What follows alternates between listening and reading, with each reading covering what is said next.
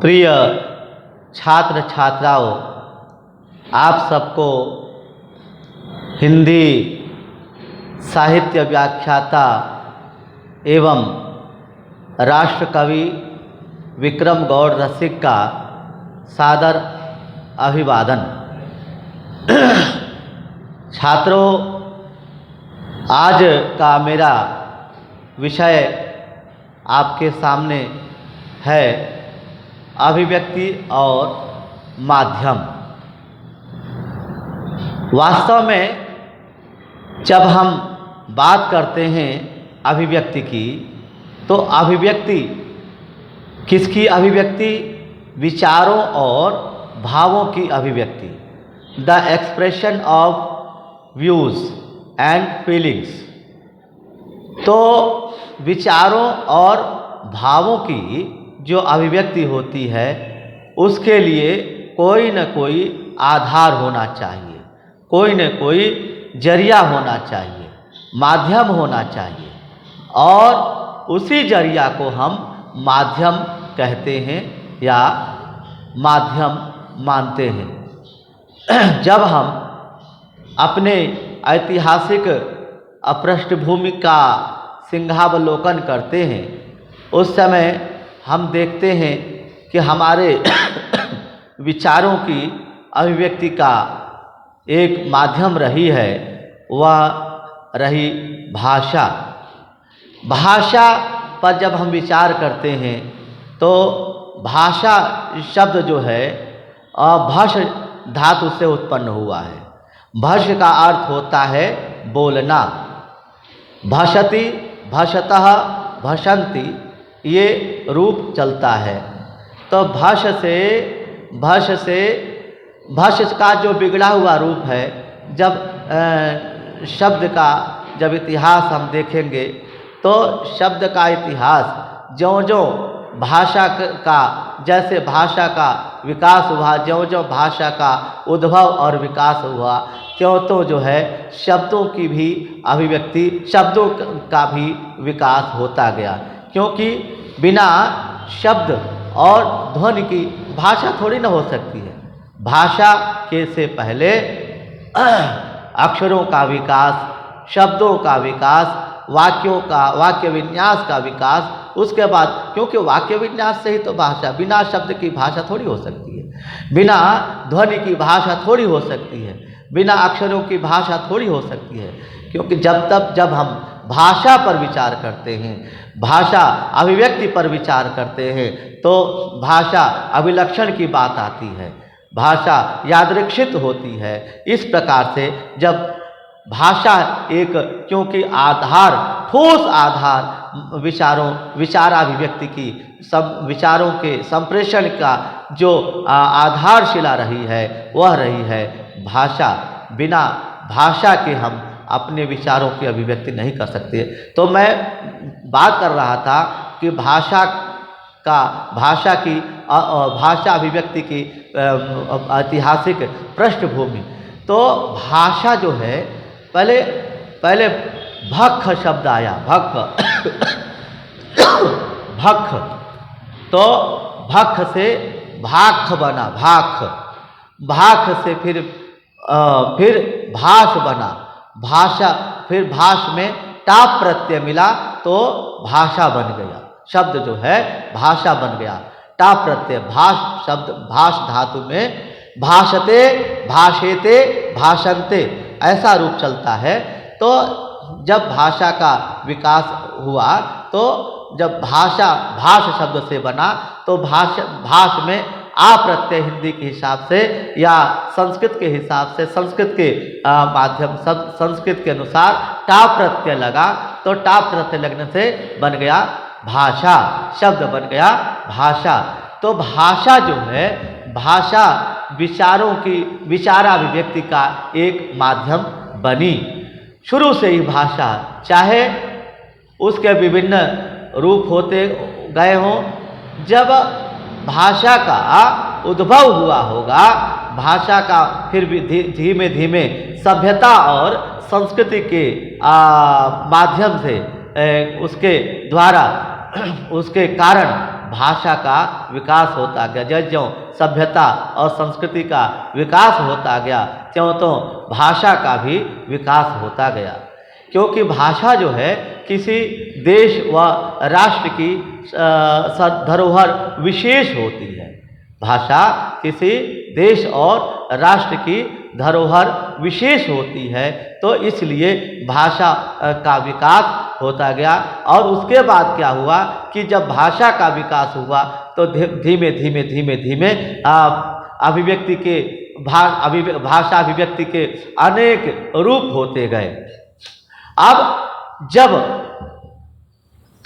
ईसा पूर्व जितने भी संस्कृत के ग्रंथ रचे गए, साहित्य ग्रंथ रचे गए, क्यों वो ग्रंथ जो है मौखिक रूप में गुरुजी याद कराते थे शिष्यों को, और उस शिष्य के शिष्य भी ऐसे ही मौखिक याद कराते थे। तो इसीलिए पहले जो है मौखिक परंपरा के अनुसार जो साहित्य ग्रंथों का संरक्षण हुआ, साहित्य ग्रंथों की सुरक्षा हुई। लेकिन जो है जब भाषा विकसित हुई, उसके बाद से फिर भाषा अभिव्यक्ति बनती गई, भोजपत्रों से पे लिखी गई, गोबर से और जो है जो सरकंडे की लेखनी बना करके और गोबर से उस भाषा भोजपत्र पर लोग लिखा करते थे। महर्षि वाल्मीकि ने जब देखा तो उन्होंने क्या लिखा, उन्होंने उनके मुखारविंद से एक श्लोक रूपी गंगा निकल पड़ी। क्रोंच और क्रोंची के वध से बहेलिये ने उनमें से एक का वध किया, और वध करने के बाद उनकी मुखारविंद से एक भाषा रूपी गंगा, श्लोक रूपी गंगा जो है निकल पड़ी। माँ निषाद प्रतिष्ठाम त्वमगमः शाश्वती समा यत् क्रोंच मिथुनादेकम अवधि काम मोहितम। इस प्रकार से हे निषाद, तुमने एक क्रोंच और क्रोंची जो दोनों जल क्रीड़ा कर रहे थे, जल प्रेम के जल में प्रेमासक्त क्रीड़ा में मग्न थे, उनमें से निरपराध तुमने एक को मार दिया है। और तुम्हारा कभी भी तुम्हारा भला नहीं हो सकता है, तुम स्वर्ग में नहीं जा सकते हो, तुम जो है तुम्हारा अनिष्ट हो जाएगा। तुमने काम में मोहित क्रोंच और क्रोंची में से किसी एक को तुमने मार दिया है, तुम्हारी कभी भी किसी प्रकार की प्रतिष्ठा नहीं होगी। ये भाषा अभिव्यक्ति ये मुखारविंद से निकली, विचारों की अभिव्यक्ति निकली, भाव कितने करुण भाव थे। तो ये श्लोक जो है श्लोकत्वम गतः, ये जो शोक है वो श्लोक में परिवर्तित हो गया, उन्होंने अपने शिष्यों को सुनाया।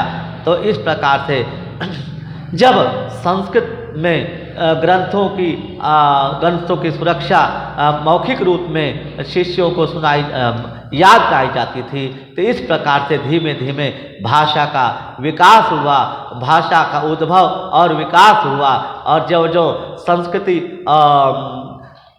विकसित होती गई, सभ्यता विकसित होती गई, त्यों त्यों जो है अभिव्यक्ति का भी विकास होता गया। उसके बाद पहले संदेशों का, तो भाषा का जब विकास हुआ तो भाषा के विभिन्न आयाम हुए विद्यार्थियों। और विभिन्न आयाम कौन कौन से आयाम हुए? एक तो मौखिक अर्थात कहकर बोलकर विचारों की अभिव्यक्ति होती है। और अमौखिक का अभिप्राय जो है लिखित से भी हो सकता है। लिखित मतलब अपने विचारों को लिख करके हम दूर दूर तक प्रचार प्रसार करते हैं, तो वो क्या हो गया? वो अमौखिक या लिखित हो गया। और तीसरा जो रूप हुआ वो है सांकेतिक रूप है, वो इशारों का रूप है। इशारे से अपने विचारों की अभिव्यक्ति हुई। अपने विचारों की अभिव्यक्ति जो है इशारों से होती है, उसे हम सांकेतिक रूप कह सकते हैं। तो इस प्रकार से मुख्य रूप से भाषा अभिव्यक्ति के तीन रूप हुए और जो है इनको हम माध्यम भी कह सकते हैं। तो जब हम माध्यमों की बात करते हैं तो भाषा माध्यम रही, उसके बाद धीमे धीमे अन्य माध्यम आते गए, जरिया आते गए, जैसे कि कबूतरों के माध्यम से कबूतरों को वो भी लिखित रूप होता था, चिट्ठी लिख करके गले में टांग दिया जाता था, और हंस के गले में टांग दी जाती थी चिट्ठी, और वो अपने विचारों का आदान प्रदान होता था। उसके बाद धीमे धीमे लोगों के माध्यम से लोग संवदिया बन करके, फणेश्वरनाथ रेणु ने संवदिया एक कहानी लिखी है, और अपने जलालगढ़ बिहार में जलालगढ़ की घटना को लेकर के लिखी है उन्होंने संवदिया, जलालगढ़ स्थान को लेकर के लिखा है एक कहानी, बहुत मर्मस्पर्शी कहानी उन्होंने लिखी है कि संवाद जिस प्रकार से नायक और नायिका संवाद भेजेंगे कहेंगे, उसी प्रकार से वो वहाँ जा कर के सुनाएगा संवाद संदेश। तो ये भी एक माध्यम हुआ, व्यक्ति भी माध्यम हुआ, अभिव्यक्ति का माध्यम व्यक्ति भी हुआ।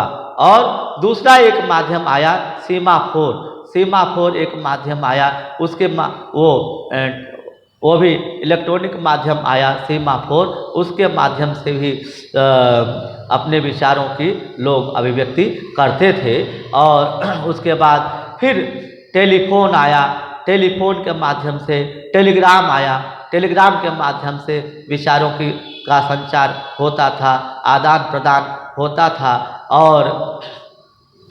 और जो है उसके बाद पुनः जब धीमे धीमे जब अभिव्यक्ति के माध्यम बढ़ते गए तो ये अनेक दूरदर्शन है, रेडियो है और टीवी है, और धीमे धीमे डाकघर खुले, छापाखाना खुला, छापाखाना जो है खुला, छापाखाना पहला छापाखाना जर्मनी में खुला वहाँ पर, और उसके बाद फिर भारत में खुला, बंगाल में, और उसके बाद अनेक छापाखाना अपने अंग्रेज़ों ने अपने पत्र पत्रिकाओं के प्रकाशन के लिए ये खोला था।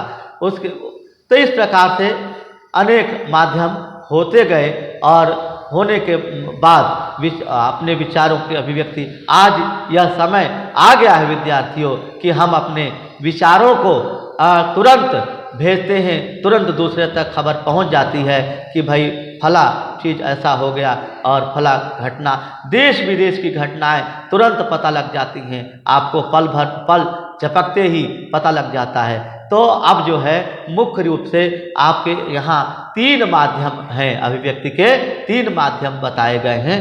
तो पहला जो माध्यम है वो प्रिंट मीडिया यानी मुद्रण माध्यम है, और दूसरा जो माध्यम है वो है इलेक्ट्रॉनिक मीडिया, जिसमें रेडियो, टीवी और ये दूरदर्शन, वही टीवी, मोबाइल इत्यादि, जो कंप्यूटर है, अनेक माध्यम हैं, कंप्यूटर है, अनेक माध्यम हैं। और तीसरा जो है इंटरनेट माध्यम, इंटरनेट तो प्रमुख माध्यम है, क्योंकि इंटरनेट के बिना जो है न कंप्यूटर चल सकता, न जो है नेट के माध्यम से सिग्नल चल सकता। इस प्रकार से ये अनेक माध्यम ये हैं जिनके कारण जो है हम अभिव्यक्ति, अपने विचारों की अभिव्यक्ति सुदूर तक कर सकते हैं। और अब हम बात करते हैं वो जनसंचार की, जनसंचार, जनता का संचार, जिसको हम मास कम्युनिकेशन कह सकते हैं कि जनता का संचार, जनता के विचारों का, जन विचारों का संचरण होना, जन विचारों का दूर दूर तक फैलाव होना, चाहे समाचार के रूप में हो, चाहे जो है अनेक अभिव्यक्तियों के माध्यम से हो। तो इस प्रकार से है जनसंचार है, समूह संचार है, समूह के माध्यम से, व्यक्तिगत संचार है, या अंतःव्यक्तिक संचार है, और अंतर्वैयक्तिक संचार है। तो अनेक संचार जो हुए उनके माध्यम से अपने विचारों को हम प्रकट करते हैं, दूर दूर तक फैलाते हैं। तो आज जो है अनेक ऐसे साधन आ गए हैं। तो इन जो आयाम हैं, जो जरिया है, इन्हीं को हम अभिव्यक्ति का माध्यम कहते हैं।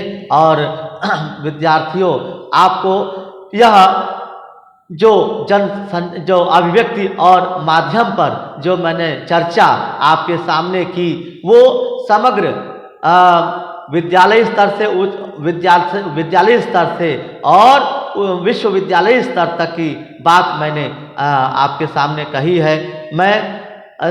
मैं पाठ्यक्रम विशेष को लेकर के बात नहीं कर रहा।